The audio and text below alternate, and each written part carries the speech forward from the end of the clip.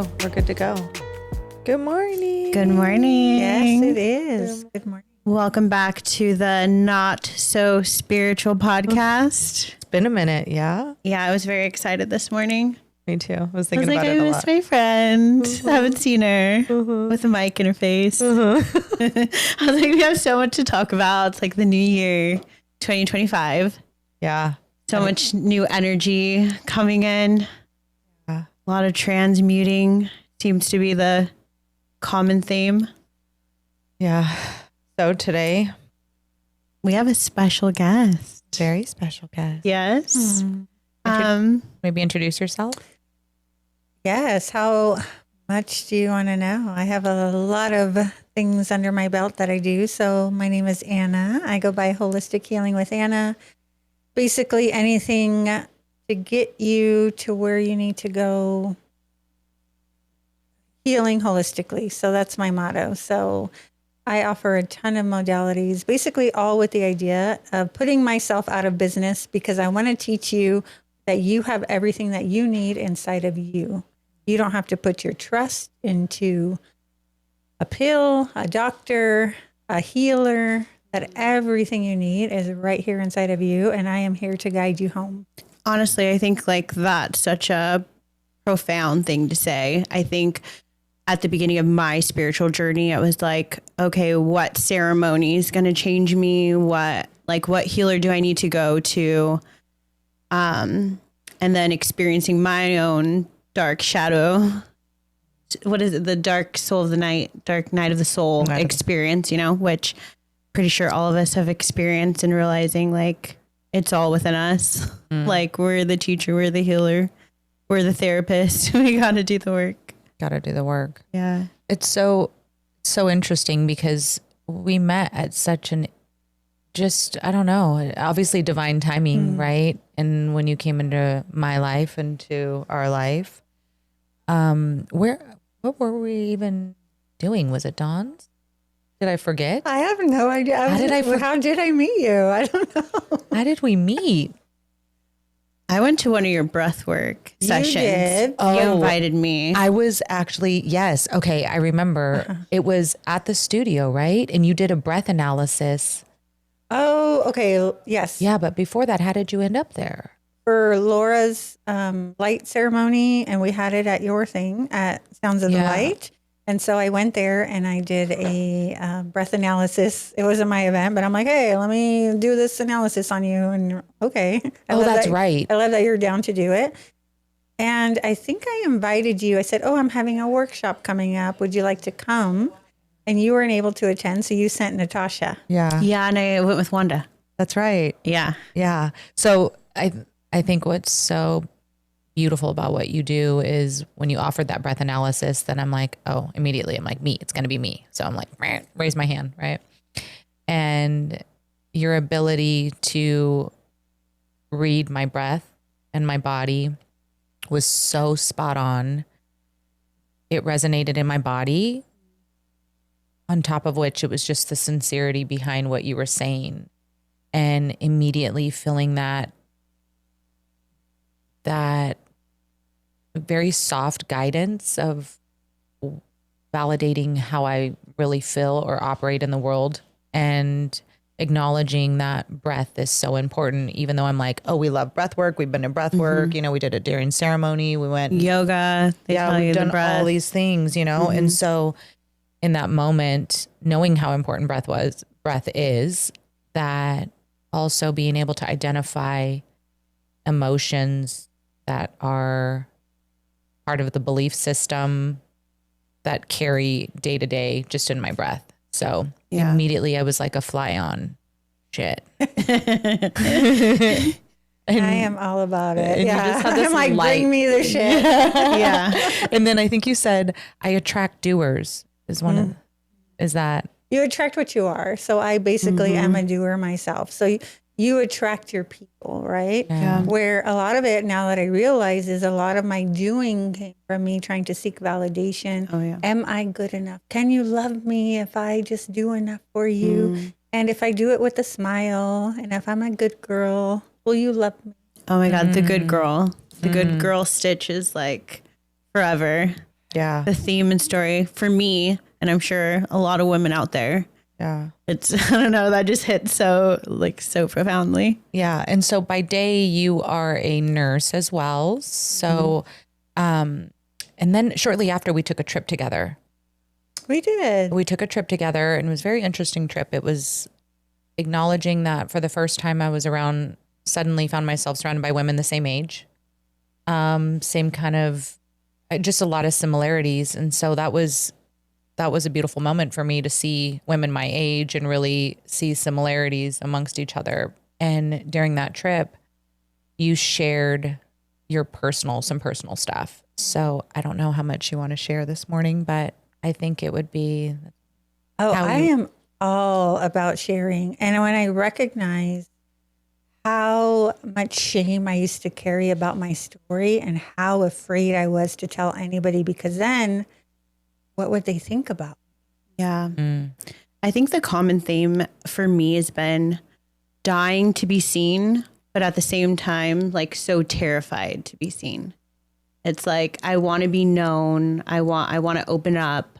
But then on the other end of that, it's like you have to have like the bravery to like open that up and it be possibly not accepted or Talked shit on, Yeah. or people judging me, or so. Yeah. So One- with that, Yeah, a lot of it is we judge ourselves. I'm thinking back to like 10 years ago, or when my husband decided to leave, and I had so much shame that I just bottled it up. I had so much shame that it meant that somehow I wasn't good enough, because, what does that mean about me if he's leaving me?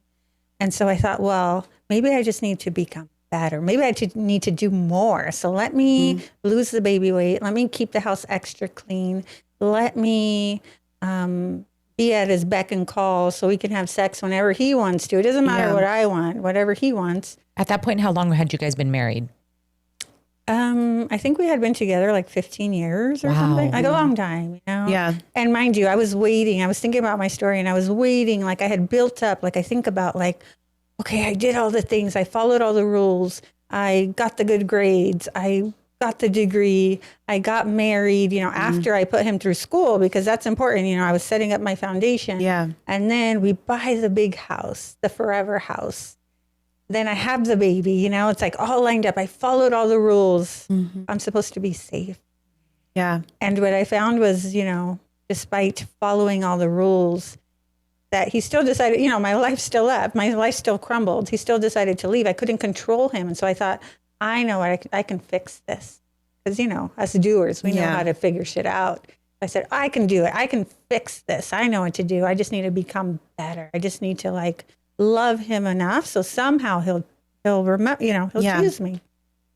So I became an extra doer. Maybe I just need to be more perfect. And so that's what I did, is I really focused on suppressing, and just trying to hide myself even more, but hoping he would see me finally. Yeah. And this is not to villainize him in any way, because this is all about how I wasn't choosing myself and how I was betraying my own self. Yeah. Because I was hoping he would, I could do enough for him to see me. Well, I always say it's just a space holder. It's it's not Mark, Steve, John.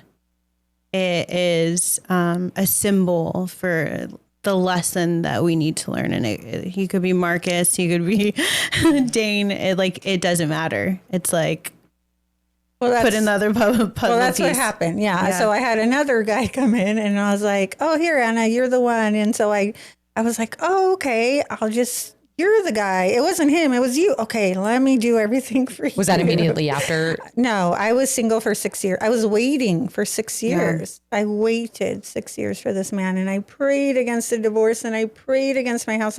I prayed so desperately, right? For someone else, God, come and save me. Because it's not me. I didn't have to take responsibility. I was putting all my efforts into him and to God, someone out there, come and save me. I think that is something that I learned this last year, is just losing the idea that something or somebody is going to come out of the sky, or a person, and come and save me. And realizing that if I put that in another person, that I didn't have to take like any ownership for what was happening in my life. Like, I'm not happy, but it's because like I'm waiting for this thing to come to make me happy. And it's a big pill to swallow, to like be like, I'm not happy. Like, what do I do about it? Like, what do I change? You I know? have to take responsibility for myself. Like, what? Yeah. I have to learn how to put value in myself rather than saying you need to value me. Maybe if I do enough for you, then you're going to think I'm valuable. Well, and it goes back to like codependency. I know, like, as a child, it was like, if my caregivers were taken care of, then everything was safe. So I learned from a very young age that in order to be safe, everybody else has to be okay. Well, and what did that, so tell me, were you the oldest child, or like in your home growing up, what was that? Because for me, I had this discussion with Brenda yesterday. I was told specifically, and I'm just going to speak freely, that I needed to marry a white man, that my credit was going to be better, that at that point, if I was a Hispanic woman who had married a white man, I had quote unquote made it, right? So in my mind, yet the women in my life that I grew up with at those first 10 years, the amount of shit talking they did on men. Yeah. So interesting enough for me, it was like all this shit talking, but then, to put on the face and then, this home and these things, then I made it, and it had nothing to do with religion, really. It was just about putting on this thing, or, this play of my life. So that was my programming, and then acknowledging that later on and recognizing it, and then going, okay, well, this is something that I was surrounded by. That's why that program's running in my mind. So for you, and me being the only child for 10 years and then being the oldest sibling, I essentially put those same belief systems into not only my daughters, but my siblings, my sisters, and, I didn't help with that, needless to say. So I don't know about for you, but, as being the older sister and wanting to appear that everything was okay and put together. And if it wasn't with this husband, then guess what? On to the next husband, and I'm going to do the exact same thing. And, from this house to this house I've had all the cars, all the homes, yet I still wasn't happy within myself, and, acknowledging that and then going, okay, I'm the problem, not these men. It's me, And I'm actually looking for a certain type. Yeah. It's like when you have those unresolved, like, I love a narcissist. I love a narcissist. And all that. It's like, I need somebody to perpetuate the negative beliefs that I have about myself. Yeah. And I just love the whole new, like, how people are talking about how you are who you're dating, or like you are who your friends are. So it's like, if I'm attracting this, or if I'm dating somebody that is treating me this way, this is somehow how I feel about myself. Yeah. And like, what do I do about that? It's making me think of, I remember reading somewhere something along the lines of, they used to do this interviewing process, and I don't know with off the top of my head who, but when you were applying for a job position, they wanted to go to your home to meet your spouse. Oh, wow. Because if they met your spouse, then that said a lot about you. Was that like in the 50s or 60s? I mean, it was, yeah, obviously. But I was like, oh, that's kind of, I think it still applies if you think about it. Yeah. If you meet your spouse, it tells you a lot about you, because what you're allowing into your field. Into your field. Into your field. Yeah. Well, and then that's why they say like relationships will bring out the best and I don't want to say worst. I just think it's like that shadow aspect of ourselves, and why, like, I think for a while, like, I've avoided relationships where it's like been scarred so much personally in my own doing, and it's like, I need a break. But also realizing that by not putting myself out there, by not opening up, then I'm not giving myself the opportunity to grow in that area. Yeah. Avoidance. So back to your story. Oh yeah, back to me. So I was a middle child. So I was, keeping everybody happy. I do think I'm able to mesh well, right? I can go up, I can go down, I can be whoever you want me to be, right? I had that kind of thing. And I had to do it with a smile. I got the programming that said, come back when you have a happy face. So anything other than happy was not loved or accepted. Yeah. So yeah, I felt very lonely, very unseen, kind of like there were so many kids in my family, so many cousins. I almost felt like I got lost in the background. So Do I you never feel felt like seen. by excelling, then you got attention? Yeah, that's how I'm going to get attention, right? Yeah, So it's like, that's I'm how it going was to for do me. good. Yeah, I'm going to get the good grades. I'm going to get the thing. I'm going to do the things. So maybe that'll be enough for you to see me and say, oh, yeah, good job. Yeah. Good job. Ooh, that brought up something. for Yeah, me. I know. That's a good one. Oh, Yeah. interesting. Yeah. Yes, it was much about what I could do for you so that I could be seen. So then maybe you'll love me or think I'm good enough. So I'm looking for outside validation from people, from partners, right? Yeah. So that's been a big one for me that I've been learning through. Yeah. And so I went and I did all these modalities that I do. So I started doing the work, right? When I was finding that these relationships were still breaking, like when I recognized the pattern, that, oh yeah, it's the same thing happening over and over. Wait, I'm the common denominator. That is like such a huge thing when you see your pattern. Because I'm telling you, there are people that go through life, and I will say for myself, for the longest period of time, where I did not see a pattern. Dude, 40 years. 40 years I went and didn't see a pattern. And then at 40, I went, oh shit, it's me. I'm like, why is this always them. happening? It's them. Like, Yeah. and Like, then can you to see believe? it, to be like, oh, this happens and I do this, and then this happens and then I do this. And then we go acknowledging when around. it happens in male or female friends for me. Yeah, that was the big That one was last a huge year. one for me, recognizing like it didn't matter if it was man or woman. It was like, oh, I met somebody that does something to me and I don't want them, to feel like I'm not giving them enough. So then I'm going to just overgive. And then it's like when they want to leave me, then I'm saddened that they want to leave me because I've poured everything into it. And then looking at that pattern going, oh shit, there's another one. Well, yeah, and then we pour, and then the person never even asked, I know. and then we get upset. Yeah. I just You give and know. give. Yeah. So you find yourself in this divorce and you go 6 years that you're not in a relationship, and then your divorce finalized in that 6 years, and The house sold, the divorce finalized, but I was still waiting because, there was still a part of me that said, well, it's going to happen one day. And so I started teetering out there because my identity was so fractured. Like, who am I if I'm not a wife? Like, who am I if I'm not a full-time mother? Because I had that also wounding of, I was upset with my mom that she didn't try hard enough with my dad. So I just needed to try harder because I judged my mom, right? I just needed to try harder because I didn't want my daughter to grow up without a family.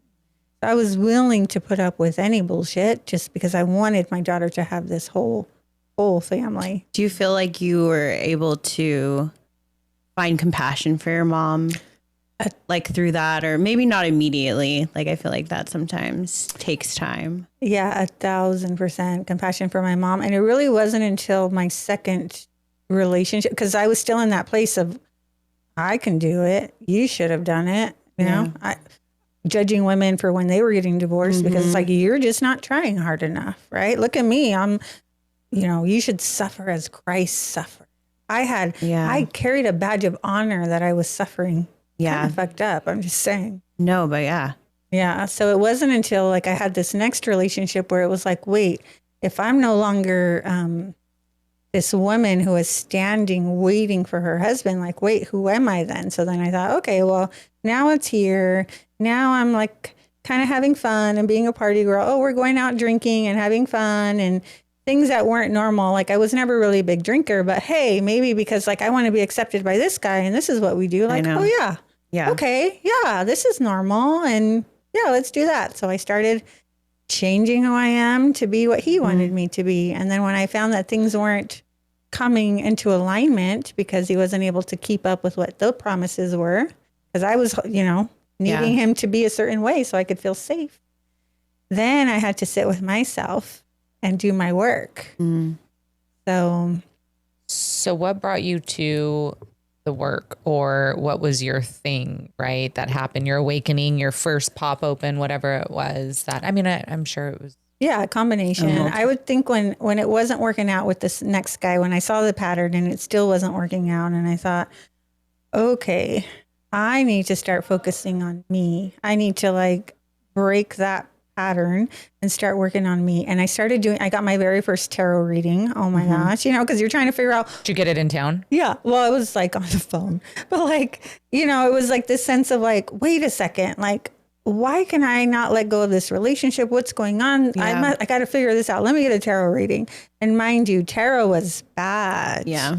I judged my mom. My mom used to read tarot when I was a kid, and I judged her for that. Mom, that's bad.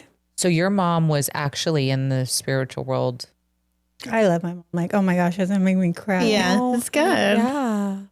Yeah. Because so much of it is what I was rejecting of myself. I know. Because my mom is just a reflection of me. So it was an aspect of myself that I was rejecting. Yeah. Yes. So as a little girl, she used to read tarot, or you would see it around. Well, my mom was ostracized from her family. She came from a big Mexican family, and she was the bruja that was not accepted by her siblings because of the Spiritual. Well, the because of being witchcraft, spiritual. right, that pretty she was much. doing. And so my mom wasn't accepted. She was always talked negatively about. She was, the outcast, kind of very outspoken, very loud. And so all of those things, those are not good, right? So judging my mom. Yeah. Well, and like religious trauma, like cages women. So crazy. Like I don't have it. experiencing I know. that and what you have No, to. I hear you guys say that. It's like you have God in your head, but it's not God. But you have like this voice that is constantly judging everything that you do. And you judge your self-worth and like your connection with source based on like these things that are not obtainable or Yeah. So it's just like you just have this battle with like trusting yourself. Yeah. You don't trust yourself. You don't at You all. have to forgive everyone too. So that means no boundaries. That means you got to Yeah. forgive everybody. They molested you. They did Yeah. bad stuff. It doesn't matter. You need to forgive them. And it's like, okay, yeah, I get the purpose Yeah. of forgiveness, but like not to like allow them back in. They don't go fully. to the deepness of like you want to forgive because it sets you free. It's more just like, like the boundaries, like forgive and forget. Yeah. Let bygones be Yeah. bygones. Yeah, you yeah, know? it's fine. You molested me or my kid. Like, that's fine. Yeah. You're still And come keep in. everything very quiet. Yeah, we don't talk about that. Yeah. Yeah, the religious trauma was it really kicked in for me when we were on that trip. And I mean, I'd seen and heard, but it was your story when we went to that church on whatever. I don't know. Do you know the name of that church? Don't. I know it's on the way to Paso Robles. It's on the way to Paso Robles, and it's this church that's at the top of this hill. Well, let me go. It's literally at the top of this hill, and you have to hike up this steep slope of, excuse me, like there's grapevines and stuff. But on that trip, you shared with me that you had met with a group of, well, there's this organization, and if I'm saying this right, an organization, and these women are there to support women that are potentially going through a divorce or a separation and what to do. And you shared with me, because we saw the church and we said we wanted to go for some reason. And then you shared the story that this woman that you met with that you didn't know was going to meet you at this location, and you guys were going to go walk and essentially pray your husband back, or that you were going to do, I don't know all the things that she had you do. But in that moment, I remember hearing that. And, I've listened to Natasha's religious trauma and these women, but it really clicked for me then. And I think it was your vulnerability when you shared that you were going to this mountain to pray your husband back with this woman you didn't even know, and on this hike up to this church. So Yes, I was part of a group. We called ourselves Standers, right? You're women who are standing for your marriage, Yeah. right? I'm just saying. Which honestly, it's like a good idea, right? Like the concept of it always starts with like good intentions, right? Yeah. Like, and then it gets a little weird, But like the intentions are like, like, like I want to stand for my man. Like I want to fight for my marriage. Like all really great things to do. Yeah. Right, because people are so quick to like, oh, it's too hard, forget it, give up, right? But I'm like, Yeah. I could do anything, Yeah, right? So you know? like, I can do it, So Yeah. like this mentality of like, I can do it, right? He doesn't have to do anything. I'll carry the whole weight of it. Well, and then we don't even think about like free will, Like I think about my obsession. Like I've done a lot of work with my relationships and my abandonment issues, but like how I wanted to force this other person who has free will to love and accept me and think that that's like love. You know what I mean? It's like, Yeah, if you love me, you'll change for me. If you love me, and if I was good enough, you would change for me. Yeah. Thing. Okay, so back to tarot reading. First one. Okay, so that was after the marriage, and I'm waiting for the husband. Yeah.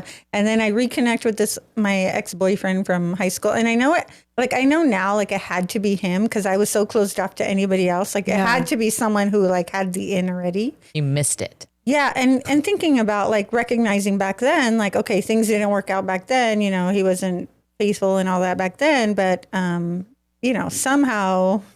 You know, now after 16 years, you must have, you know, people change. Yeah. Yeah. But, you know, okay, I'm going to believe, you know, oh, Anna, you're the one. I've been waiting for you. Oh, okay. But I was so desperate for that validation because I had been waiting for this from my ex-husband that I was so desperate that like, okay, finally somebody sees me. Like, okay, yes. Okay, you know? So in that and me choosing this boyfriend and me trying so hard to like, you know, we're going to have the house and have the baby and have the marriage and I'm going to have everything that I want. Now I hear that. I'm like, oh my gosh, that sounds exhausting. Yeah. I was willing to like, yes, I'm going to do it all. Like, I'm going to do it all. And I have here, I'll put the down payment on the house even. Like I was so desperate to have what I felt I needed, this house, this marriage, this image. Yeah, this image. Yeah, because then that meant it wasn't me, right? Like over and over again, that somehow like it wasn't my fault. Yeah. So I have this tarot reading because things were not working out. You know, I couldn't understand when the promises weren't getting made. And partly because I didn't make him show any action behind the words, right? There was no like, oh yeah, no, you're going to be the one. Like, oh yeah, we're going to do it. Like, oh, okay. I think like when you feel so thirsty, it's like you'll just like some good words, man. You just say the nice thing. He just has to nod his head in agreement. Exactly. Yeah, nod it's his my head. story that I want. I'm like, I want on. You want to? Come on. I'll pay the down payment. I'll cook. I'll clean. I'll have sex. Yeah. Okay. Yeah. You're like, sign me up. Yeah. I nod my head too. High school love. Here we go. We have all been there. Oh my gosh. So yes, I'm exhausted. So when he couldn't follow through, when you know. Girl, I need a tarot reading now. This is going to do it. Yeah. So question, why didn't you think about going to your mom in that moment for the tarot reading? Or had she... she wasn't really still like an active like card reader. I know she dabbled in it, you know. But yeah, maybe there was still that distrust of like, I don't even want my mom, like shame and like. I know. Yeah. I've been super watery. I love it. Let it out. It's so good. This is what this is for. I had some moments where I'm like, me I'm too. gonna tear up. For sure. But I mean, that's the idea, is that we show people that we're human. Yeah. Anna, I have to, for me. Yeah. I have to share this. So, you know, I have these issues with my daughter with special needs and IEP. I didn't think I was going to talk about this today because I had the opportunity to meet with like I'm part of leadership, a leadership Fresno class, and we had the opportunity to meet with the board, like superintendents of Close Unified. And I love that. Boom. I'm meant to be here, honey. Yeah. So I was like, oh, okay. I have my audience. Mind you, I have like 40 people in my class, you know, my classmates, superintendents up there. And I've been super emotional about my daughter having special needs and really struggling in school. And will you share what special needs if you don't? Oh, yeah. Yeah. So my daughter is dyslexic, ADHD, diagnosed autistic. And so she really struggles with comprehending reading and writing. I mean, it's just hard for her. She does good creatively. She's super creative, but to sit her in a classroom and have her listen to a teacher, right? For hours. Through my experience with my own daughter and Natasha bearing witness to some of those incidences and things, right? And fighting the school and feeling like I didn't have support and all that. I get it. I understand. And this school system is not built for, and I'm going to include myself in that because I struggled a lot. And through this experience with my daughter that I found myself fighting the school, I realized that I was grooming her, and also I had been groomed very well, and it's the school system isn't set up for us. Well, to go to conform. To be a factory So worker. if you follow everything to a T, then you're great. And my daughter's super creative, super athletic. I mean, she's a cheerleader. She's in the school plays. She is like, Doesn't matter. She's amazing. She's your baby. Meets She's here. Yeah, exactly. Even if she doesn't accomplish all these things, right? Babe. Yeah. Like even if she didn't accomplish anything, the fact that like She has so much fire in her soul. I have chills talking about her. Just looking at her reminds me so much of my baby girl, Savannah, and myself, right? And always being told how to look, dress, be, can't color your hair, you can't wear clothes. Mind you, my daughter Savannah fought the school district. She went up against the board to have the dress code changed. And when she came to me, I was like, babe, it's been like that since the 90s. You're not going to get it done. And this girl got it done. So when I see your baby girl, I see so much of Savannah and myself. Well, and I hear that I'm like, they're the way showers.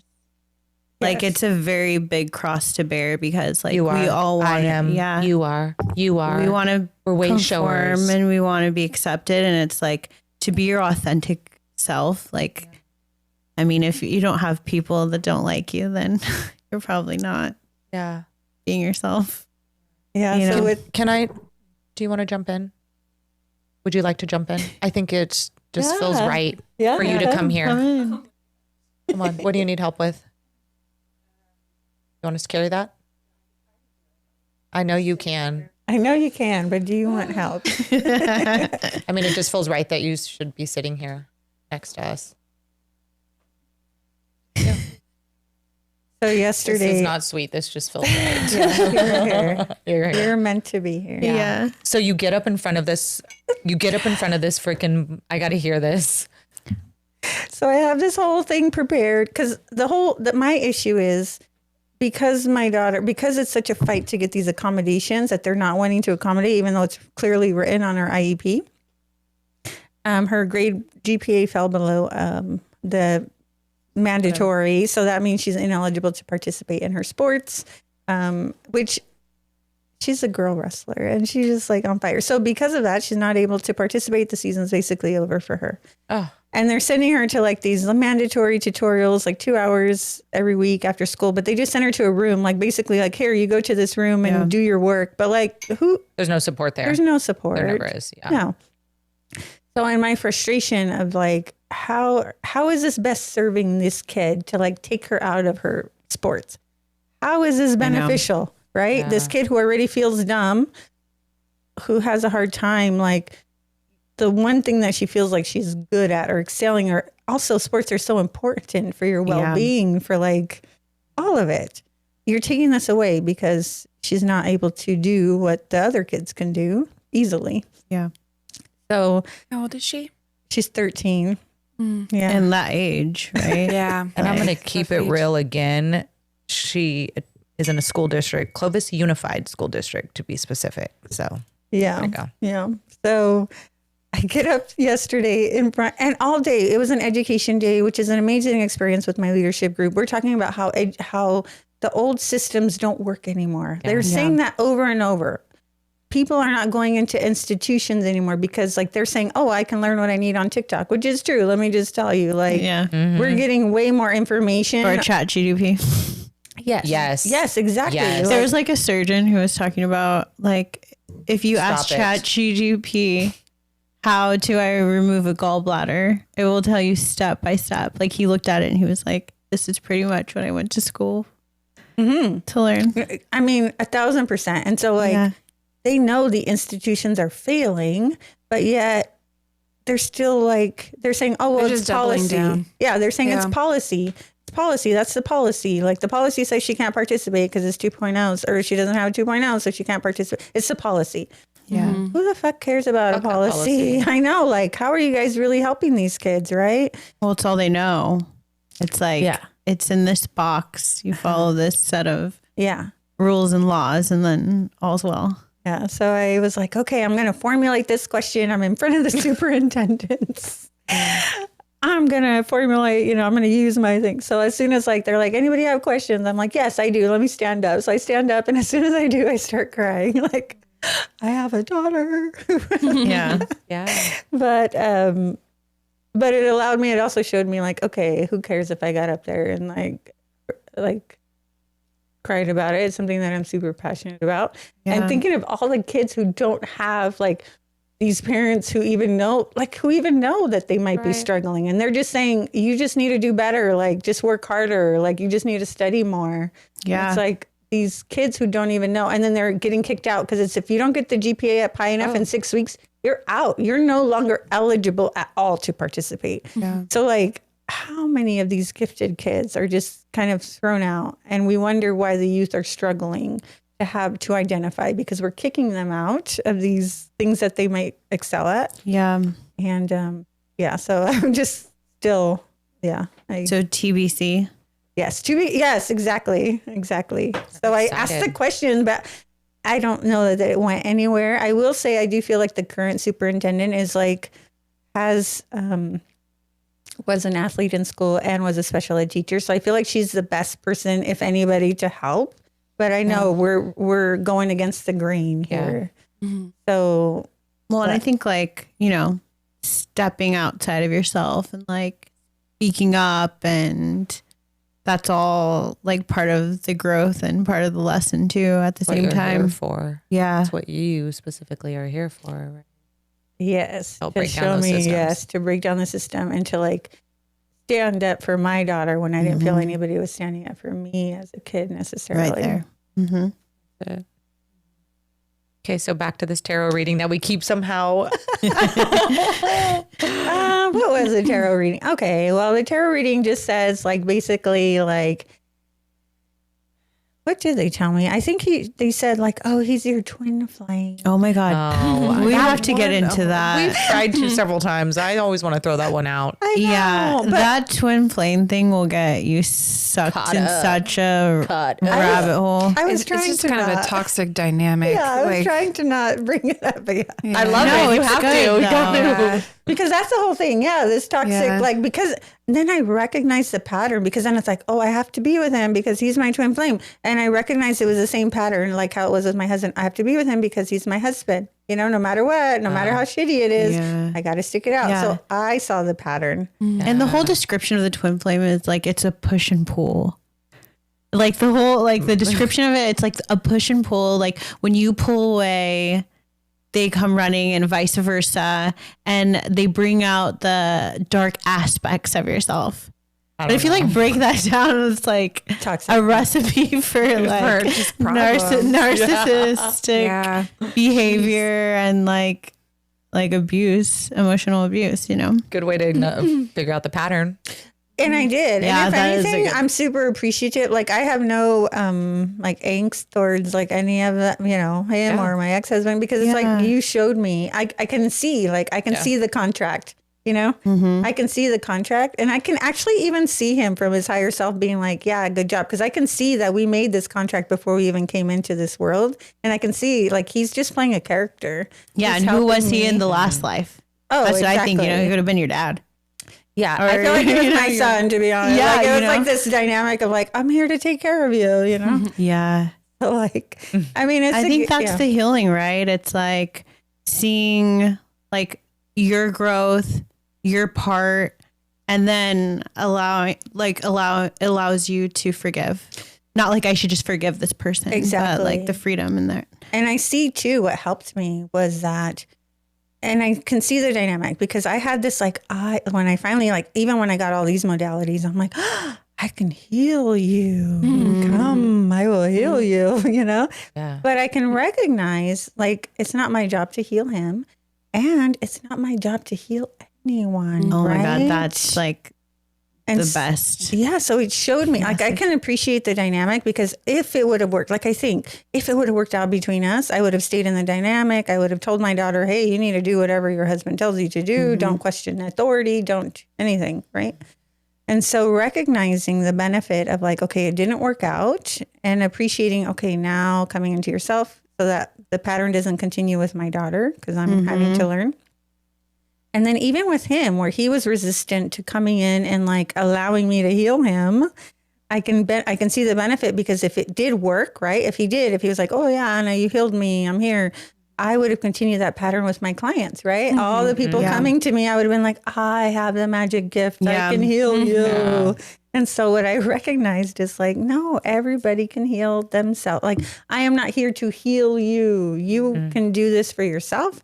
I am a space holder. I am a way shower. I can hold space for you as you do your own healing. And that's what all we do is we just share with what like we've done or what's worked for us. But the only way is through transparency and vulnerability. Yeah, us being vulnerable enough to share the struggles that we've gone through. So it gives permission to other people to know like, wow, like, yeah, I do feel that. And like, okay, maybe I'll try this way and maybe that's going to work for me. Maybe it's not, but like, hey, this is what I have to offer.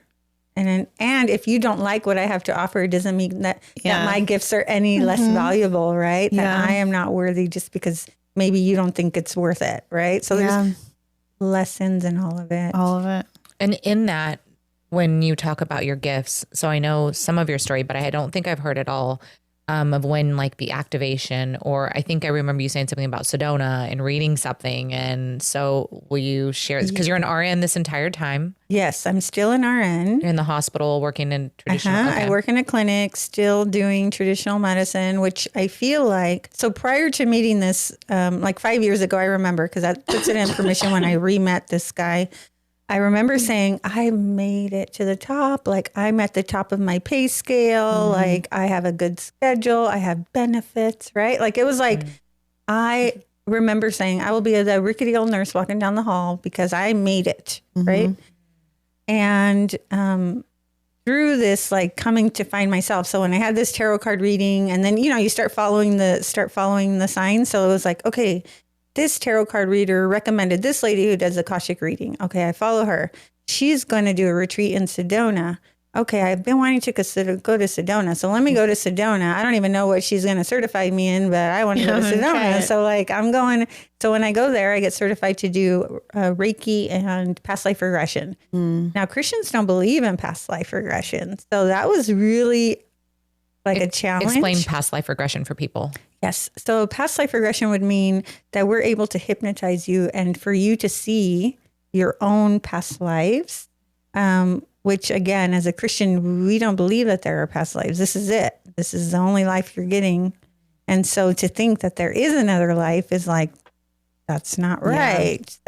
So that kind of like sheltered my voice as well, right? I'm afraid to share that I'm able to offer this gift because I'm afraid that I won't be accepted anymore. So to even think that we had a past life is, you know, something. Huge. Yes. I didn't share either that I did have an Akashic reading, which kind of, okay, let me share this story because it was so traumatic for me. So mind you, I'm with the boyfriend, right? We have everything planned. We have the house. We were having a house built. And let me just tell you, we were having a custom home built. We picked out the light sockets. We picked out the wall color. We were planning everything. We want an extra light socket on the roof. So when we hang the Christmas lights, I mean, it was, you know, and the money was due the next day it was $100,000 that was due the next day for the down payment on the house. Right. And I remember, mind you, I was the one going to put down the down payment. I was going to say, what did he have? $10? No. He was going to sell the house, but it hadn't been on the market, you know, all the things. Yeah. The money was going to come. Oh, yeah. The money's coming. You know, it's been years, but the money's going to come. Right. So okay, babe. No problem. Worries. I got it, babe. I got it. You know? So, so the money is due the next day. And I remember like I had a scheduled Akashic reading. What the hell's an Akashic reading? Yeah, you know what I mean? Like what the hell is it? You know what I mean? What's an Akashic reading? And so I remember having this Akashic reading scheduled the day before the money is due for this house. And I had this reading and this lady tells me, let me see. She says, oh, you were a man in your past life. And I was like, I was a man? Duh. You were the man before. You were the man before between us. But I didn't, well, yeah. So she says, you were a man. And I was like, what the hell? Like, it Yeah. was such a foreign concept to me because there's no way. What do you mean a past life? And what do you mean I was a man? That didn't even like compute to me, you know, that was even a possibility. She says, yes, I see you're a man in a past life. You were a sailor. These are your children. You know, she's telling me all this stuff. And I said, yeah, it was so weird to me. But I have said, well, I want to know if this guy is my twin flame. You know, that's like the whole thing, right? Because tell me, is he my twin flame? Am I supposed to be with him, right? Because there was already red flags, but like, you know, but if he's supposed to be the one, They're not red flags. They're not red flags. I just got to work hard. You know, you got to work hard for your relationships. Yeah. You know, so she says, I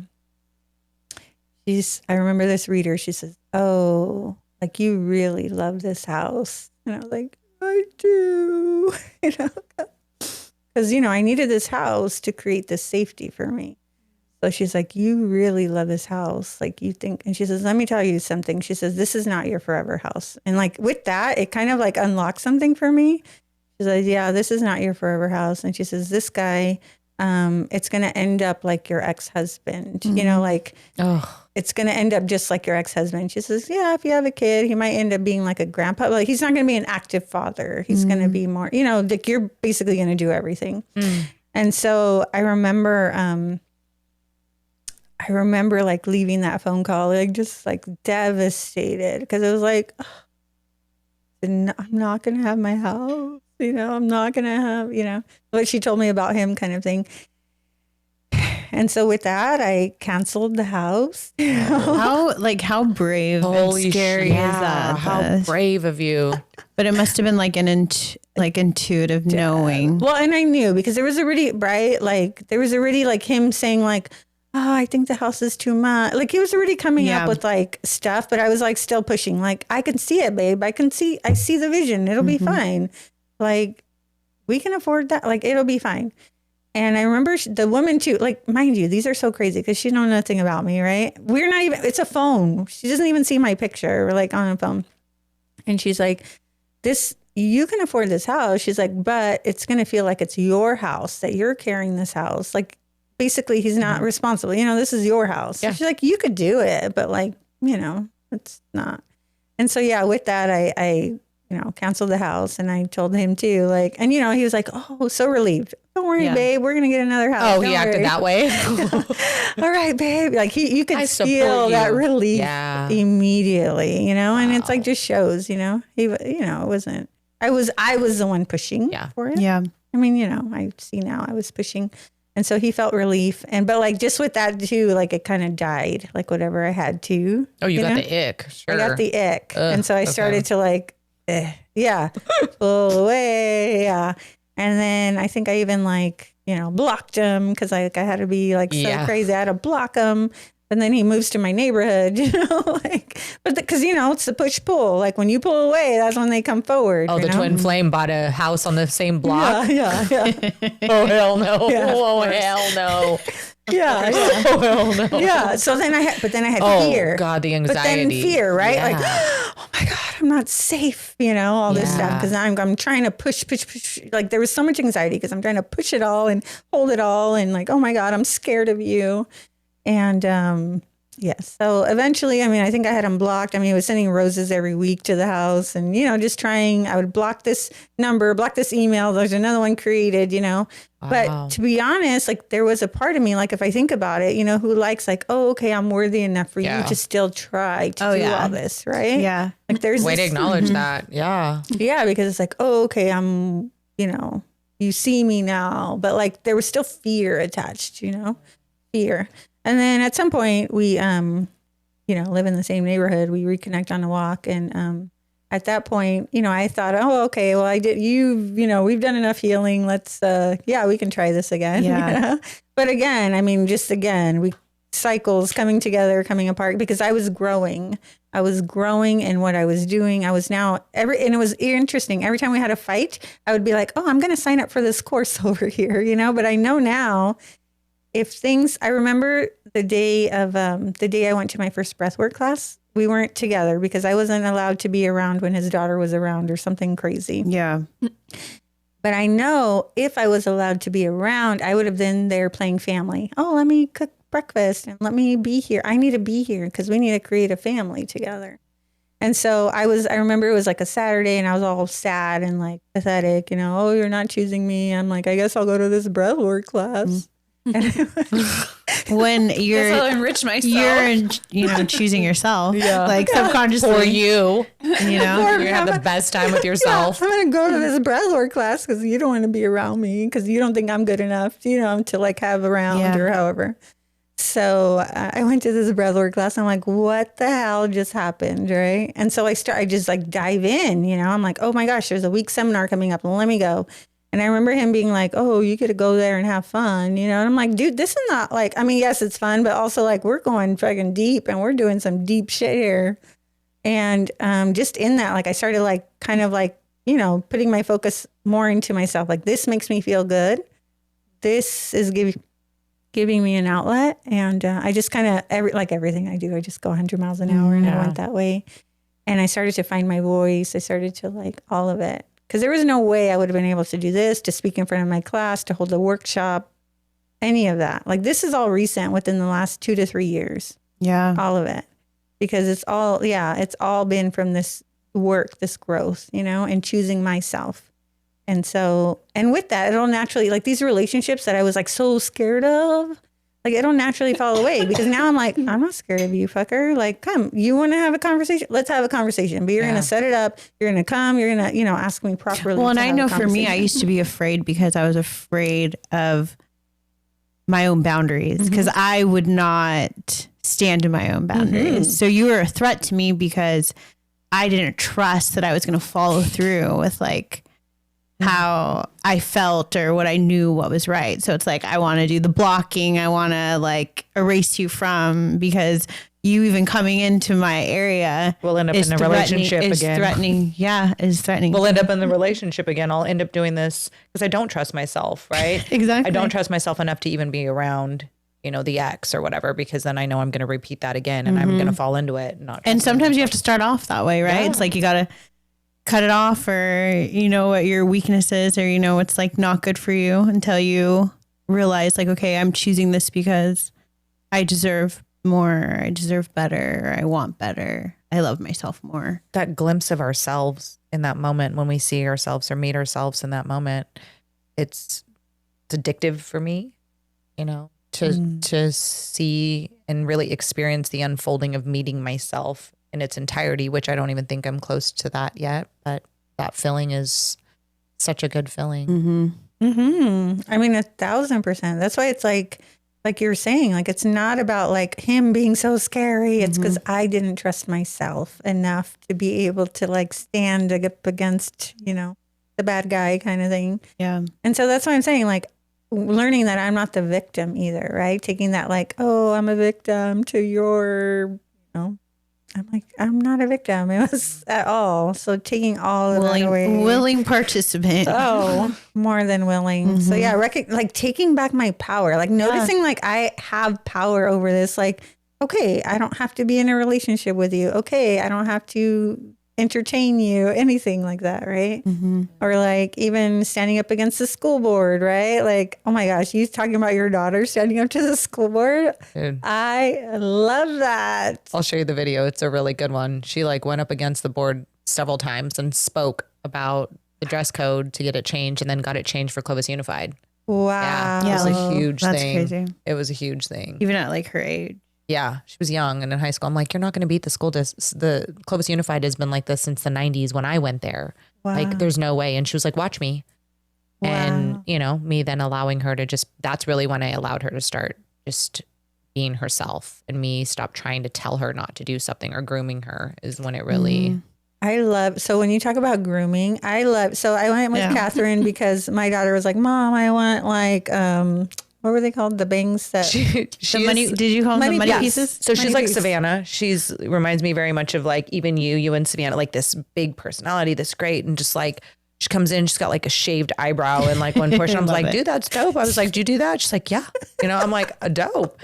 And so she had told Anna's like, yeah, she's like telling me I need to glow up to go back to school after Christmas break. Right. Is that what she told? She wanted to glow up just after Christmas. Right. So she wanted money pieces. And now I've not wanted to pick up a comb, a rat tail comb, a foil. So for the audience, bunny pieces are blonde and They're like these chunky blonde pieces. Okay, yeah, But she came in with her, I was like, let me see what you're wanting. So somehow I say yes to this. I'm like, you know what? Yeah, totally. Bring her. I'll do it. No big deal. I'm like, I love it. And so she comes and I'm like, let me see what you want. And she shows me like this, and it's like Kelly Clarkson, like bleached to the scalp. But mind you, she had Sharpied her hair. Yeah. She didn't like her balayage. Yeah. She didn't like her balayage. So she took permanent markers and balayaged her hair. So immediately I'm like, oh, dude, this is so Savannah, right? Yeah. Like, this is totally my daughter. So punk. Yeah. Yeah. Like, someone's like, I'm going to shave the back of my head. I'm like, what?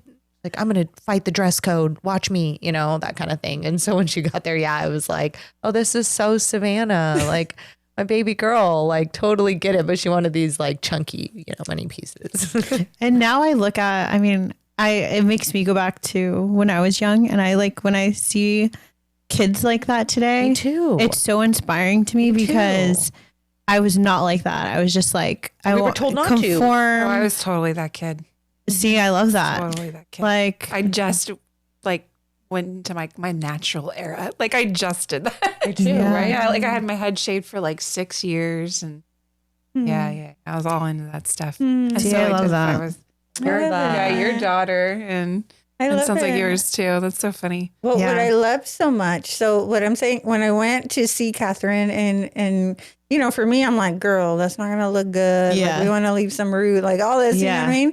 But I love, like, Catherine helped unlock something for me, love because that. when she's like, yeah, babe, whatever you want, it's your hair. And I was like, I have still been trying to groom her and control her for wanting to be like, well, and I You feel like need it to. comes from like, I don't have children, but I just like from an outward perspective, like you want them to be safe and like, And safe from ridicule. I think that's the problem. Yeah. Ridiculed as the parent. I'm going to say that. It ain't even about, yes, I was trying to protect Savannah a lot of the times, but a lot of the times it was like, it's a reflection of me. So when Savannah walks into a room, I'm just speaking freely about my baby girl. I allow her to be her, but coming into a room and being loud and speaking and talking and, doing these things where you're like, dude, I'm going to get judged. I'm going to get told I'm not parenting her correctly. My child's out of control. What kind of household. And then when I had to go up against the court and we went to mediation, and listening to her father and stepmother, their perception on who I was because of who Savannah used to express herself freely. yeah. That was, something that was very, from being insinuating that I was a prostitute and never home, traveling the world, and my daughter was just, running amok and, shaving her head and bleaching her head and doing all these things and piercing her face and getting a belly button piercing and riding a skateboard around town and fighting the school district. Somehow that was a reflection of me, right? So trying to protect that or protect myself. it wasn't. I love that, because really it's not even about the kid. It was it was the perception of you. Yeah. And that totally rings home about, probably I'm not trying to protect her. I'm trying to protect myself. Well, and you going through that, right? Like you going through that, experiencing that, and then speaking about it, how we help each other. 1,000. how that You helps know, unlock if when we me. hold that in, like, oh, I've never felt like that. I don't know what the feeling like I've never experienced that. Like, I got this. I got parenting down. I got spirituality down. Like that whole perception Yeah. doesn't help. Yeah, when Catherine comes in, she's like, yeah, babe, whatever you want. Like, it's your hair, go, girl. And I'm like, wow. Like, what if I approached her like that? How much better would my relationship be with her to be like, and if you are going to mess up your hair, do it now at 13. What is even messing up? Well, Bro, and there's what is- full grown women out here that are RNs that have messed up hair. So what is even messed up? You know, true, yeah. it's like, what is that? It's not even a thing. In AA, they would have you do an exercise, and it would be like, what is the absolute worst thing that could happen if, Yeah. and then you write that down. And what is the Inquiry. worst? Yeah. What is the worst? Because it's just some fear that That's so We have- unrealistic fear. That's just like, well, that would never happen. exactly. And then just seeing it. Yeah. Well, thank you for sharing that. That's Yeah. baby So girl. empowering.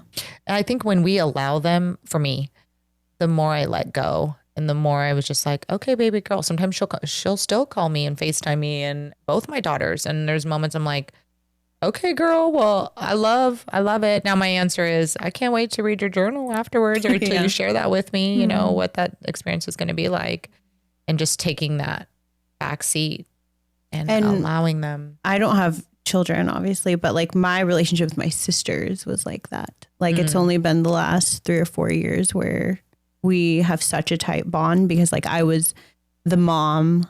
I made myself the mom and the adult. And so I carried that. I judged them all the time out of love. Yeah. Or like, you need to be doing this, you need to be doing that. And it's so hard to like take a step back and be like, okay. You could probably relate to that too with your siblings, right? Like being that, right? 1,000%. Yeah. And so I'm doing family constellation work. And one big thing, because I have this little sister that like seems to be struggling. Like everybody has this like, oh, we need to take care of her kind of thing because her life choices. But what I found with family constellation was a big like, I am me, you are you, and this is your mom, this is your dad. I am your sister. So like taking that back, right? Because then changing that perspective where it's like, I'm not your mom. You have parents. I am your sister. Yeah. So that really helped open and change things for me where I wasn't no longer having to like take on the responsibility of trying autonomy, to help her. Right? Like each soul is coming to have their own experience and it's their personal experience. Do the bird's eye back up, even you just saying that and being able to just go, oh, like if we look at us like little Sims, right? Like, oh, that's the sister. This is the mom. This is, you know, I'm over here. This has nothing to do with me, you know, not being that. So when was so after you get activated and you go to Sedona, you go to this breath work, right? Akashic, or the first one was what? Everything. That you go to? I think I had a tarot card reading, Akashic reading, and then I went to get certified in Sedona for a past life regression. We're going deep. We're doing entity removal. Entities. Do we want to talk about entities and foreign? We always go back and forth about that. Okay. So part of the regression is we do entity removal where it says that through previous lifetimes, there's sometimes like, if you think about religion as like purgatory where a soul dies, but they're not high enough vibration to raise into like the light, so to say, they get stuck. And so they're denser, deeper, darker energy. And sometimes they'll attach to us like because our density, our vibration is so low, so they can attach to us. And when you're under hypnosis, we can actually talk to these entities and remove them. So we'll actually like talk to them. And so we'll say, sign me up. I think I need that. Yeah, for sure. I mean, we have stuff. And so it'll say like, oh, when was it? You know, we'll do a body scan. So we're calling in archangels. We're calling in your higher self, Divine Michael. I mean, we're calling in the archangels. We're getting up there. So we'll ask while you're hypnotized, who would you like us to call in to do your body scan? Archangel Michael's always there. He's always a big dog to like lead he's the like pack. a popular one. Yeah, he likes to lead the pack. When did you realize you were actually communicating with these things or like that the activation in your mind, something was happening where you're like, oh, this isn't just playing? When you have your own sessions. So I think it's like when you experience it yourself, right? So when I had the Akashic reading, someone else is reading for me and I'm just like, whoa, that's weird, you know? But like when you see it for yourself, when you feel it for yourself, you're like, this is real. Like, you know, no way I made this up by the way I feel. I mean, there is a part of you after you're like, well, maybe I was just making that up. But then you recognize like, wait, there's no way I started crying. There's no way I can make up that something's attached to my throat, you know, an entity who has a name named Mary, you know, like all this stuff. Like there's no way that you could make this up. So we'll ask them, for example, we'll say, well, when did you die? How did you die? What discomfort are you causing her? You know, and can we help you ascend into the light? So we help these entities ascend. So was Mary attached to your throat? No, I was thinking, okay, Mary came up because I'm actually thinking, so I did this past life regression on my ex-boyfriend and, you know, he's willing, like, right, I'm going to save him, right? So like he did a regression. All the things. Just try all the things. I love it. Like, okay. He's willing. Is this how I get to have sex with you? Okay. He's like, my name's Mary. Come here.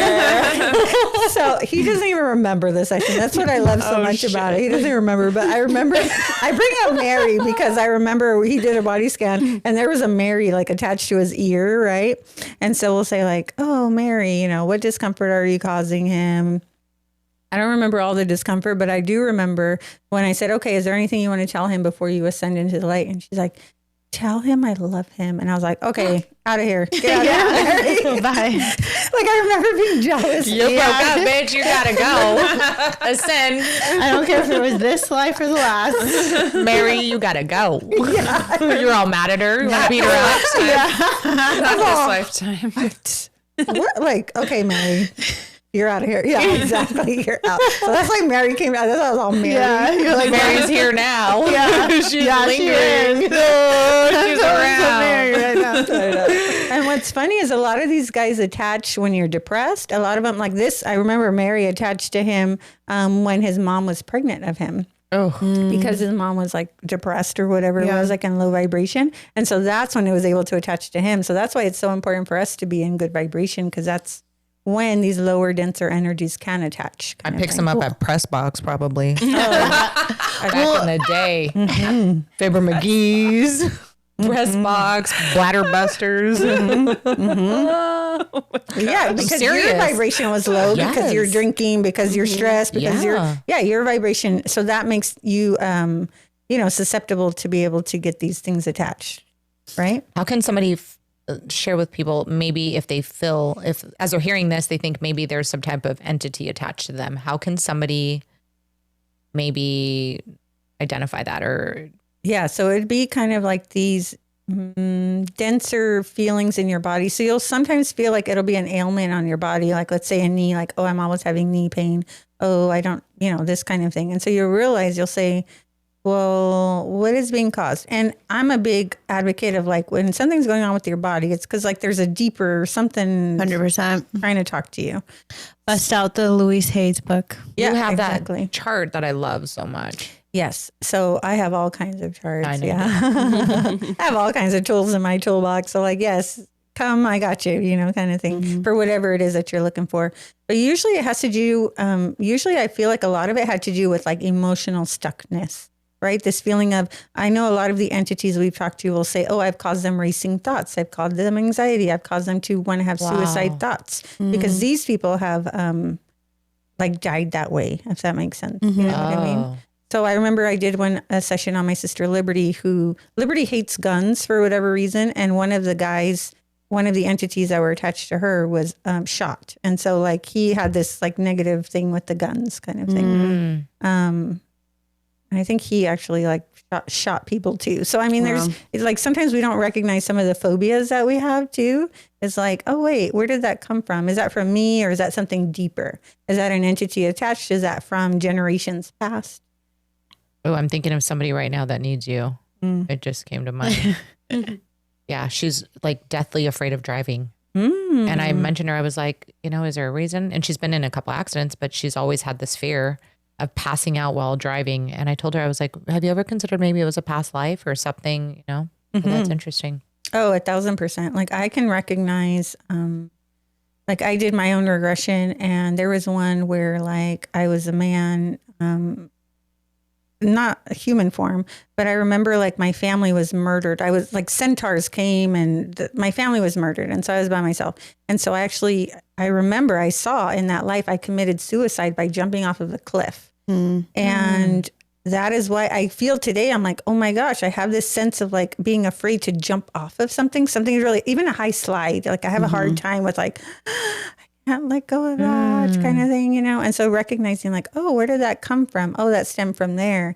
And then I used to judge suicide very much. We talked about my sister passed away from suicide about 12 years ago. And I remember at that time, because I had so much religious programming, it was a bad thing, right? Like I didn't even want to tell. I remember there was this thing, we were having car washes because we were trying to earn money to like bury her. How old was she when she passed? 30. Oh. And I remember somebody asking, well, how did she die? And we said, oh, she committed suicide. And they said, oh, she's not going to heaven then. Oh, yeah. That's like a common thing. So like there was a shame, right? A shame associated with like, oh, I don't want to talk about her. Even not wanting to talk about her because then it's going to come up that she died. And then I got to say how she died. And then that's embarrassing, shame. Yeah. So much shame that I carried about that. And so now just recently when my cousin passed from suicide, I remember like And it being in the same church that my sister was, it was like, what is this about? You know? So we come, it's the same church, the same dynamic. And with this cousin, I remember feeling like there was no longer shame. Like I didn't feel ashamed to say my cousin committed suicide. It was more like the sadness. Like it's more sad. Like, oh, that she was feeling this way about, or them, her pronouns, that they were feeling this way about themselves. And so just in that sense, it kind of changed the perspective too about toward my own kid. It was like, why am I like pushing so hard for like my kid to act and be a certain way? Like if she chose to commit suicide, I would be like, oh my gosh, but there's no need for, you know what I mean? Yeah, exactly. You don't have to do that. This last year was big for me because I turned the age that my dad did when he committed suicide, and acknowledging that and being able to go, oh shit, for the first time, I was like, I get it, Dad, I understand, you know? And it took for me to turn the age, then all of a sudden realizing that and going, oh, fuck. I get it. I understand. It's no longer the story. I wasn't as angry. Immediately, I was like, oh, shit. I understand. You know? What was your feeling back then towards him? Anger, sadness? Nothing. Well, I gave a lot of like, it was my responsibility to then help my stepmom. That was a story, or the kids that my brother and sister that were left behind because they were 10 and 9. So feeling this sense of responsibility for what he left behind, this mess, being very angry. And, you know, and interesting enough, my dad, even from a very young age, used to say to me, if I ever am terminally ill or sick, I'm going to take my life. Just know that. And he would share that openly with my stepmom and I and my family in general. So when my dad left a note that was hidden in the house and my stepmom had to go searching for it hours later.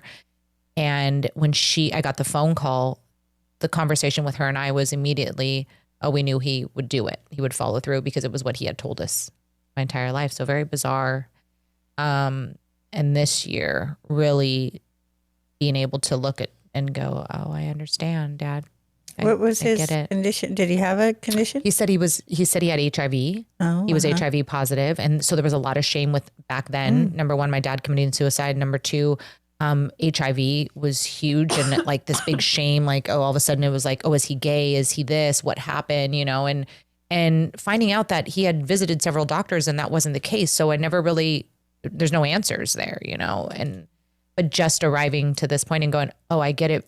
And again, almost losing a child to a suicide attempt, myself, and then my dad, he had a brother, you know, so just looking at it and going, I really understand.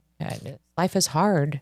This is hard. And I get it. And recognizing the patterns, right? Because it's like, okay, how am I seeing this coming up over and over again in my family line? Like there's something to this. And so that's the work in family constellation work where we're looking at the patterns and we're connecting because there's some sort of entanglement that there is with the ancestors. What is the constellation? I had one of these done and I wasn't explained to me very well. I mean, I did the process, but wasn't explained very well. So now that I hear you, can you explain what that is that you? Yeah. So family constellation. So I don't have my elevator pitch totally, but I will say from what I've experienced as I'm getting certified for it, is it has to do with being entangled with your previous ancestors. So I'll share a story from an experience that stands out to me. So we do this constellation and the way it works is like, I will say, I am me. And then I will point and I'll say, you represent something that's holding me back. And then that's the whole context, right? So I'll say, I am me, Natasha, you represent something that's holding me back. And that's it. Like, that's all we do. And there's just micro movements in your body that you do. So it might be that like, you like take a step back. It might be that you push your head forward. It might be that you look to the side. It's very micro. And so the movements represent something. So based on, I'm thinking of this one particular constellation where I was here and I said, okay, I am me. And I told the other girl, I said, and mind you, this is online. Okay. We did this all online. So energy is everything, right? Yeah, for sure. So I'll say, I am me. You represent something that is holding me back. That's all it said. So I then see my, the other girl, she took like 3 steps back, which represents generations past. Okay. And my teacher was luckily in the room. So she was able to, kind of acknowledge like what's going on. Oh yeah, like look, just taking 3 steps Yeah. back. So or to this the right. represents, and then she'll say, where do you feel it in your body? She says, oh, that represents the masculine. She said, this is your great great grandfather, 3 generations back. And then she says, look, because then all of a sudden the hands went forward. So it says, oh, there's shame. There's shame that's associated. So this is what's holding me back, right? So 3 generations pass. My great great grandfather has this shame. And then there's movements that happen like in the thing. There's not a lot of talking going on. Like it's very micro. It's in the movements. And then it came to where she says, oh, this has to do with your great great grandfather and his wife, right? So we bring in another thing. We bring in the wife. And it's saying, and I felt it in my body. It didn't come up in the thing, but what I know is my great great grandfather had affair on his wife and had a child that was produced out of that marriage. Okay, I could feel it. I just knew it. Just an awareness that came into my body. No words were spoken. I knew that. And she said, my teacher says, tell him I take back that silly little promise I made to you. And so you say it. I take back that silly little promise I made to you. And all of a sudden, the movement changed from this father being ashamed to then being able to like be in a position where he was now my protector, right? Based on the movement, he's now my protector. And she says, Anna, do you know what promise you made to him? And I said, no. And she says, you promised him that you wouldn't allow yourself to be happy in this life. And I was like, wow. And mind you, my teacher knows nothing about me. And I was like, that fits. I said, why was betrayal coming up again and again in my family pattern, right? Why was I being cheated on over and over again? Why was it that my mother cheated on my father? Why was it like so much in my family line, right? That there's all this betrayal going on and children being had outside of marriage and all of this. And so recognizing it's the pattern that keeps playing out. And somehow I took on the responsibility of saying, it's okay. I for you, meaning I can handle it. I can handle the betrayal wound, right? I took it for him. I promised him that I will take it. And I won't allow myself to be happy because he felt shame about what happened. So it's like, don't worry, I got you, because that's what happens as our kids. We take on like, oh, I can handle it for you, right? Because our kids love us so much. So we take on these contracts even in utero kind of thing. Oh, yeah. It's all this generation. So like even with something like that, like a simple, like it was a 10-minute exercise that we did. So much of I feel like has unlocked from that. And I recognize like, it's like, oh, wow. Like how is it the same patterns happening in my life that now I take responsibility to say, no, I'm not going to continue to be in a relationship where there is betrayal, where maybe before it was like, oh yeah, that's normal. Or, I just got to forgive them. Yeah. That's so true. Like children really do take on their parents, like issues or problems. Like my mom's bipolar and really depressed when I was growing up. And so when I found out that she was depressed as a child, I was like, oh, like it's my job to make her happy. Just naturally, like we do that. We try to help our parents because we love them so unconditionally. Mm-hmm. Yeah, 1,000%. Yeah. And then recognizing like, where does the depression came from? It probably came before your mom, right? Oh, definitely. So she's carrying stuff generations past. Absolutely. For her generations past, for her mother. right? Mm-hmm. Yeah. So it's so interesting when you start seeing the patterns, like suicide. Why is suicide coming up? And they're saying because there's promises made to previous generations where there was death, that it's like you have to like, they made a promise that says like somehow maybe there was a death in the family, like someone murdered someone else or somehow there was a death caused, and so it's like almost like that karmic, like, oh, okay. Like a debt. Yeah, I owe you a debt, so I will pay that debt by my own life. Yeah. And so it's so interesting once you do the work and you see, like you feel it, the change because you're like, I don't want this to continue. This stops here. This is not, I don't want it. And then recognizing like, okay, well, our kids already have, we want to protect our kids, but somehow they've already inherited some of our own karma that we haven't been able to do yet for them. But like, okay, how can I impact this for my grandchildren, moving forward? So do what we can. Well, and I feel like just sitting in a room full of women that like, I can honestly say that all of us are like stepping forward and like changing like our lineage. That's what this is about. It's so That's what this whole wild, podcast is about, right? Like us sharing that. And and then bringing on other women that are doing the same. Yeah. I mean, because it sounds like you had so much heartbreak in the last, I don't know. Oh yeah, I haven't even talked about my parents both passing away in this last year. Tomorrow will be the 1 year anniversary that my dad passed. Yeah. And both of my parents were on hospice. And so that was a big thing too, like in the middle of like learning who I am, trying to like do all these business, like grow a business, do these modalities, take care of my parents who are on hospice, like create boundaries with this boyfriend and, break up with him and help with my daughter, right? Like my daughter who's So also many needs hats attention. as women. So many hats. All this. And then how do I take care? How do I not burn myself out and allow that space for fun and for joy? Like, how do I do all that while trying to help take care of everybody else? Yeah. So only a year that you've lost your dad, and your mom was, 5 months before that. So, and they were not married anymore. it was interesting. They did get back together. So my parents were split up for a long time. So like when I was 18 to 30, my mom had left for another man. And we didn't see my mom a lot. So I had a lot of like, I was kind of trying to do my own thing. I kind of put it out there. But my mom came back around when I was about 30. I was just pregnant with my daughter.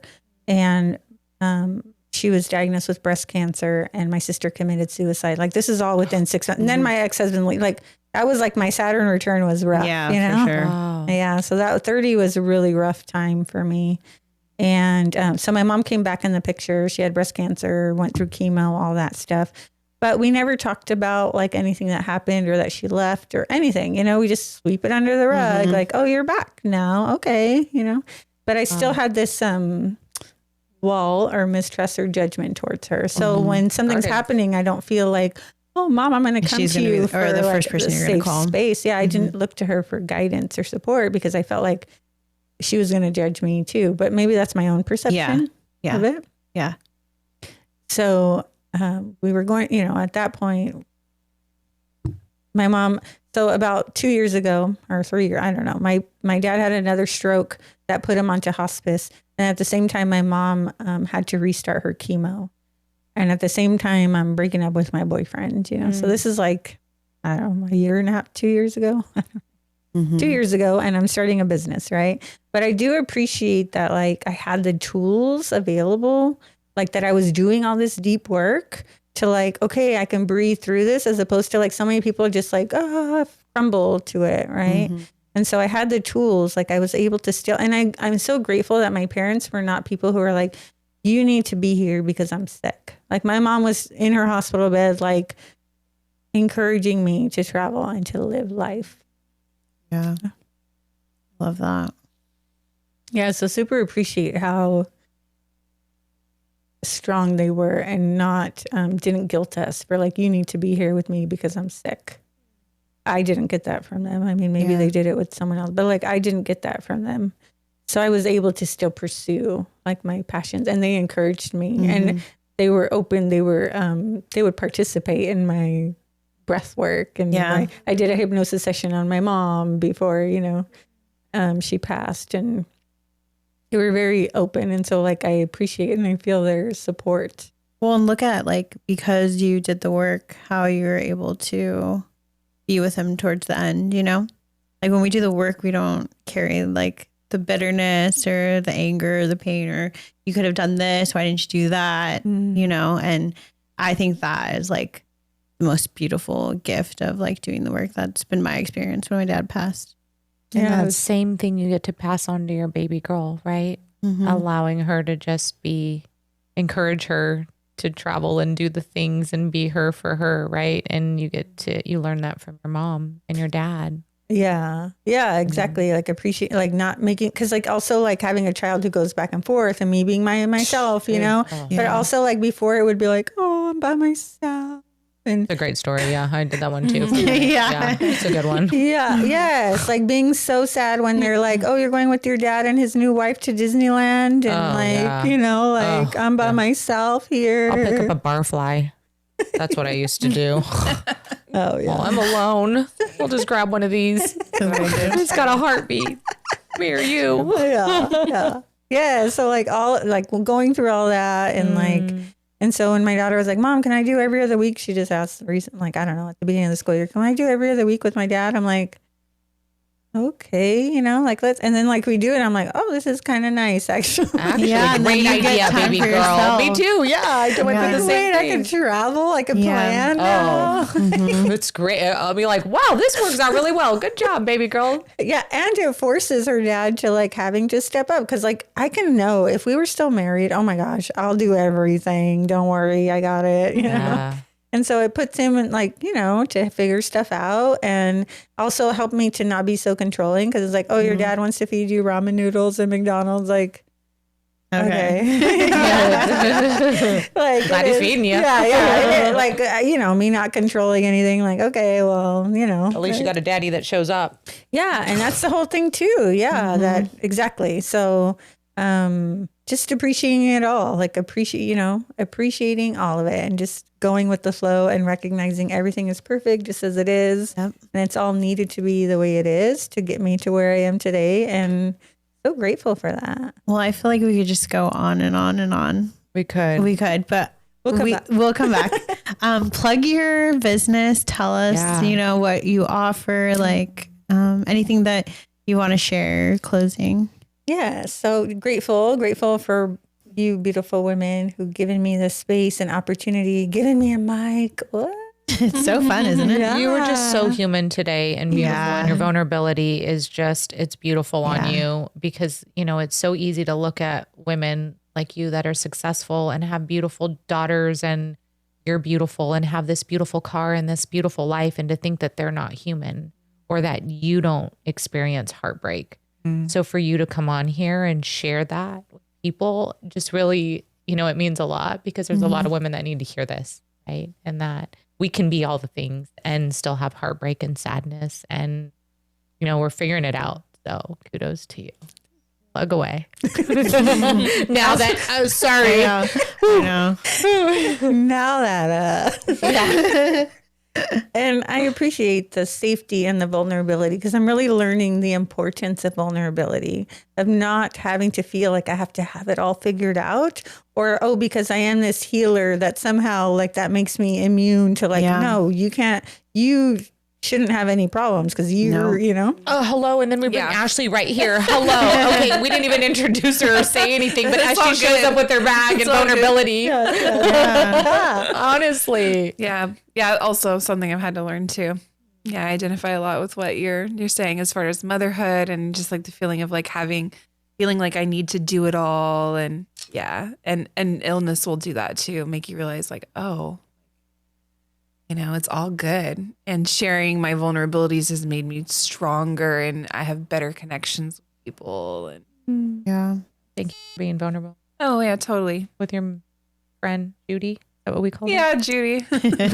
Judy. One thing I want to point out too that really was something that I admire is seeing you in your relationship with Tyler, that there was no form of jealousy. Like when I facilitated the men's group, and because I always have this thing, like I know I'm a cute girl, I'm just saying. And so like I always am very cautious when I'm around women's husbands because I feel this, like I don't ever want women to feel inappropriate, like that's intimidated or anything, And so just seeing the dynamic between them is just like, oh, it's so sweet that like you don't have to be jealous or insecure, that it's like because it's coming from this place of like there's no malintent, And so just seeing that she doesn't have this sense of like jealousy or like, like this with that, like it's like, wow, like that is what I strive for. Yeah, it's refreshing. And it's like, oh, we don't have to be so controlling with our partners. Like, no, that's inappropriate. You can't be having girlfriends. You can't be having... You can't text women or just whatever. the whole like There's- women against women. It's like so played out. Yeah. Or this sense of controlling these men. I'm just saying like, no, I can't trust you, that you're not going to be texting her inappropriately. Yeah, well, and I've just realized through doing the opposite in other relationships,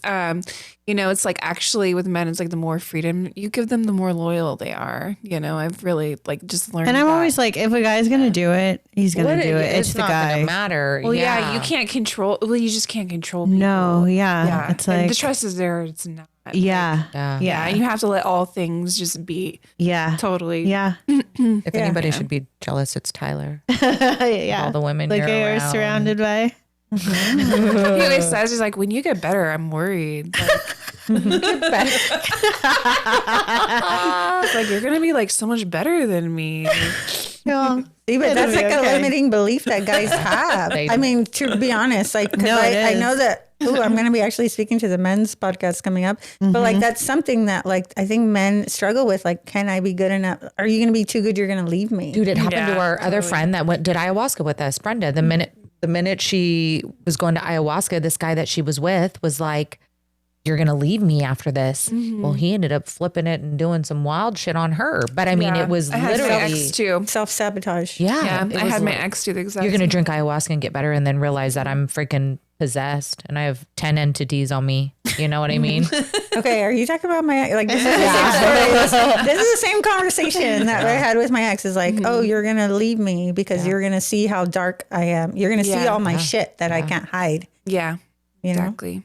Yeah. Then the So- sucker let you hypnotize him. Yeah, he did. Like he didn't remember anything after, and okay. One joke I'll say because it was funny as how when he was hypnotized, because I'm here trying to be like, oh, what are we gonna do for career? I'm here trying to like get people. You're better. trying to groom him into be what job What are you we getting? gonna do for your job? Come on, Yeah, come yeah. on. What are you, you're not happy in your job, so let's figure out what you're gonna do, right? Open a smoke shop. I'm just like I'm here, like okay, let's figure shit out, right?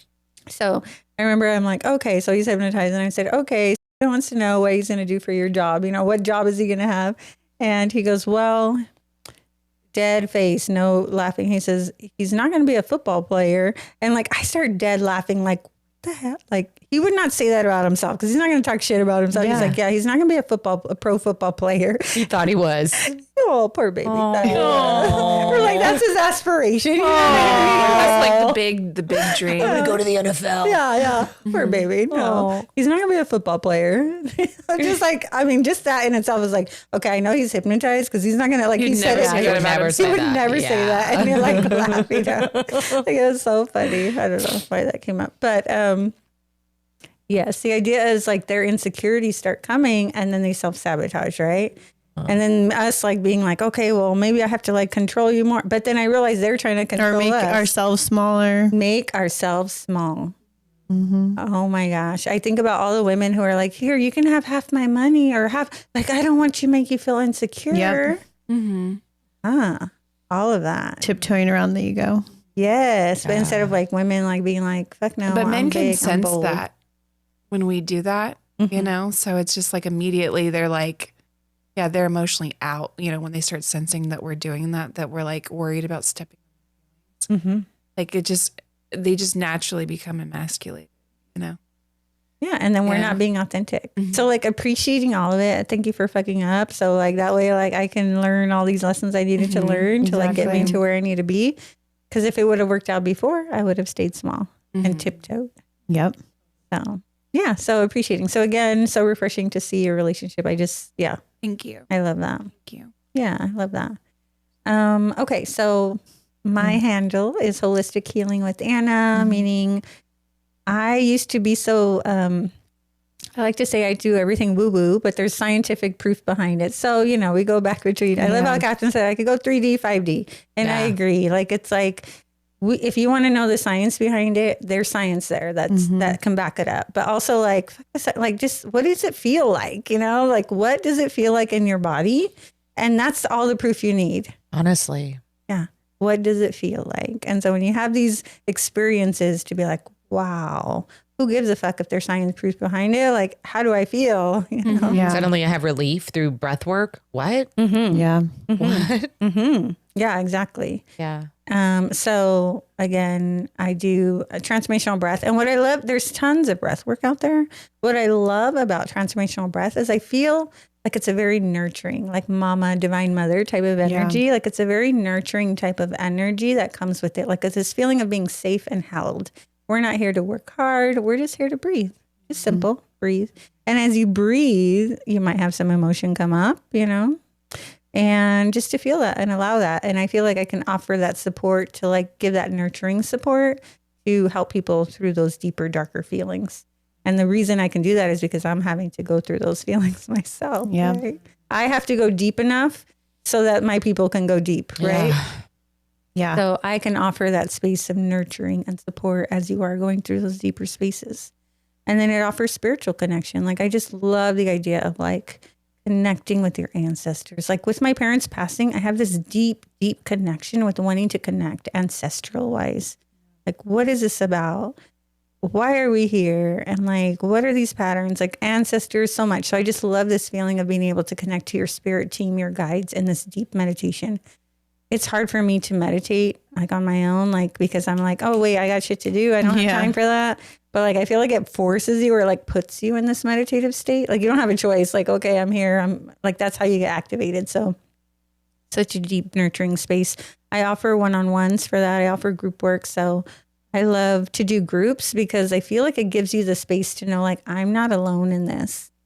Oh, I want to do that. Why don't we do a group ancestral? Is that what you said? Oh, like a family constellation? Is that what you're thinking? Well, you were saying. Oh, like I'm just saying when we're doing the breath work, like, Oh, okay. You get what I mean? Yeah. Like in the breath work, in the group. Yeah. Eventually we do all the things, girl, you know, we'll do all the things.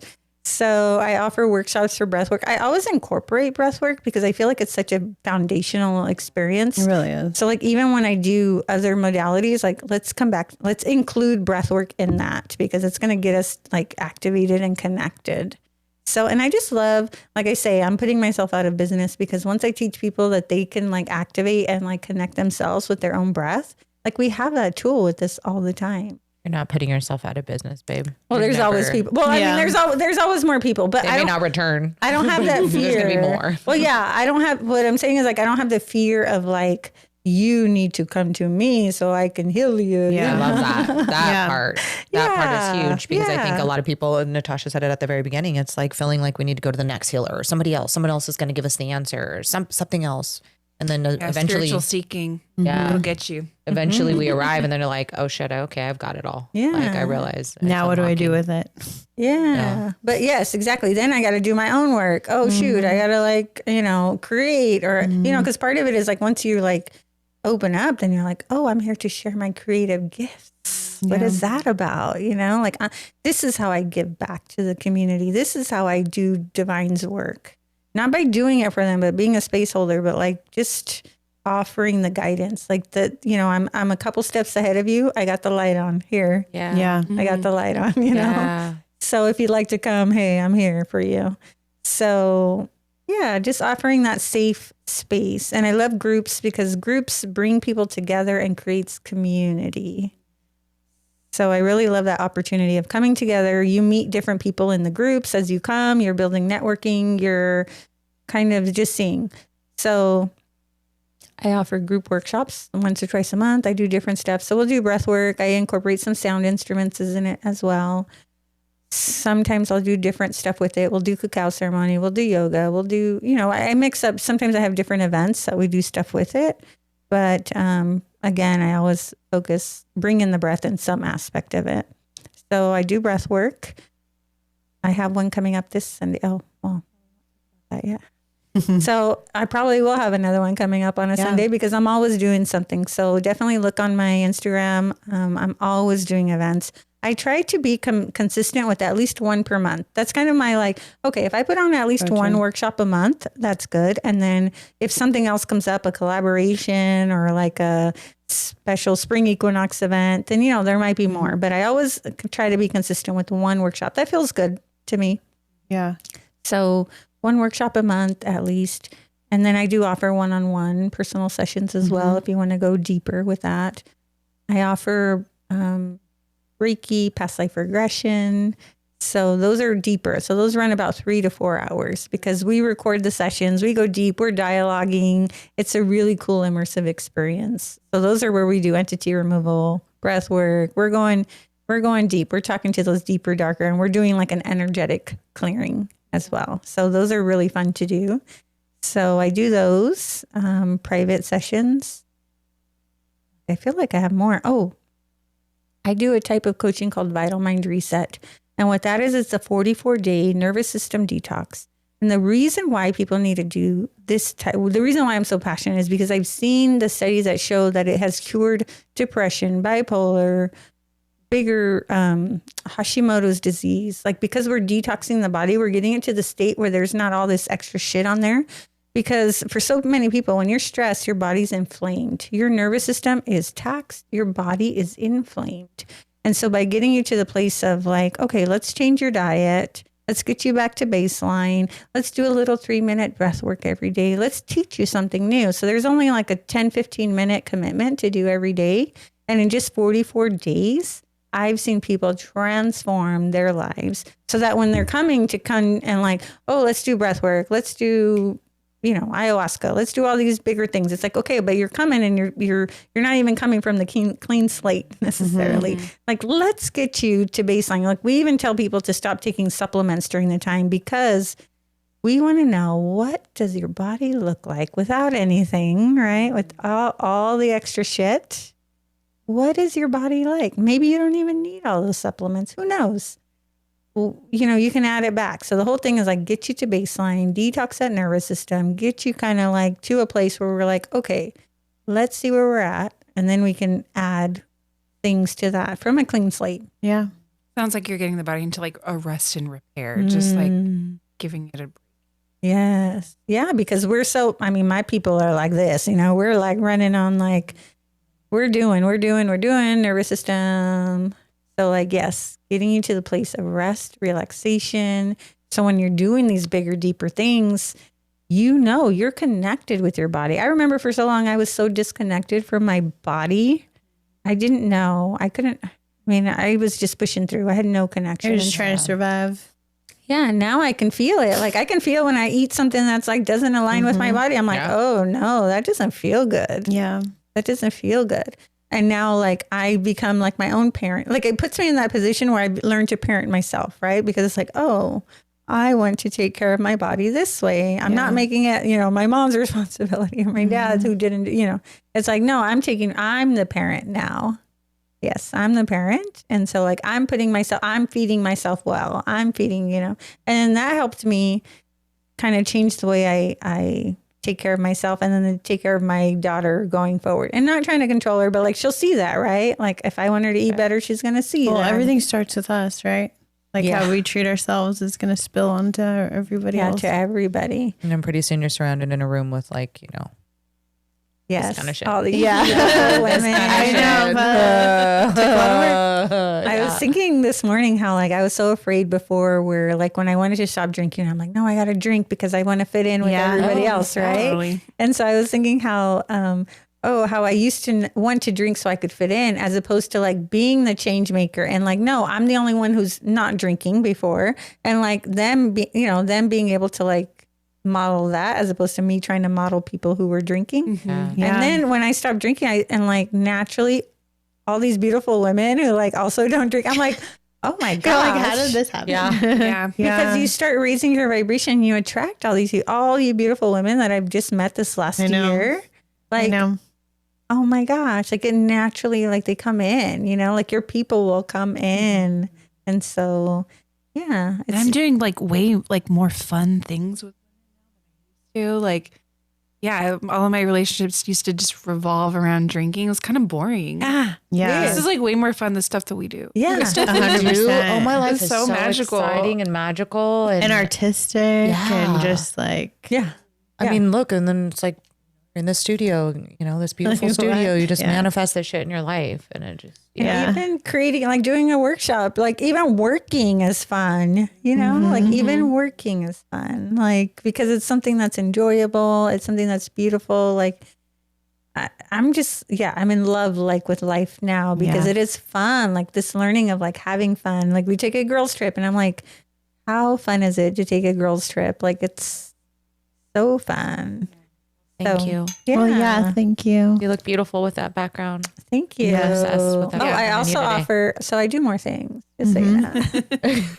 I actually am certified to do Akashic readings. So like, it's one of those things where it's like, when I find something I love, I'm like, I need to do that too. Yeah. So I offer Akashic readings so I can read people. And what an Akashic reading is where I read your soul's book. If you think about your book of life, where you have all your multiple past lives, this life, that life, I'm able to see your life's, this life, backwards or even forward. There's even more lives coming. So I can read whatever your guides decide to show me. I can do a reading that way. So that's an Akashic reading of your soul book. I like it. I mean, I think it helps unlock things. I think it's even cooler when you're able to do it for yourself, like in that past life regression where you see these things for yourself. So that's cool too. But, you know, we all start where we are. So I do Akashic reading, the coaching, and then I will be offering family constellations soon. So probably by the time you're hearing this, I'm already certified to do family constellations, which we'll be setting something up for that for sure. I know we'll do a workshop because that's, I'm passionate about it all, but like so many things. So yes, if you're interested, find me. I'm primarily on Instagram, so quite a bit. So people can find me on Instagram. Again, Holistic Healing with Anna. And I'm always doing events, and I do them in person and online. So, and I do speaking. So I'm coming into that, where I'm coming to be like keynote speeches. So if people were interested in like having me at their conference or for a workshop, I do all that kind of stuff. I love too. that. Okay. Well, thank you again. Thank you. That's beautiful. Thank you, It was a great guys. episode. Thank you guys for popping in. Pleasure. Thanks for having me. Of course, always. Beautiful. All right.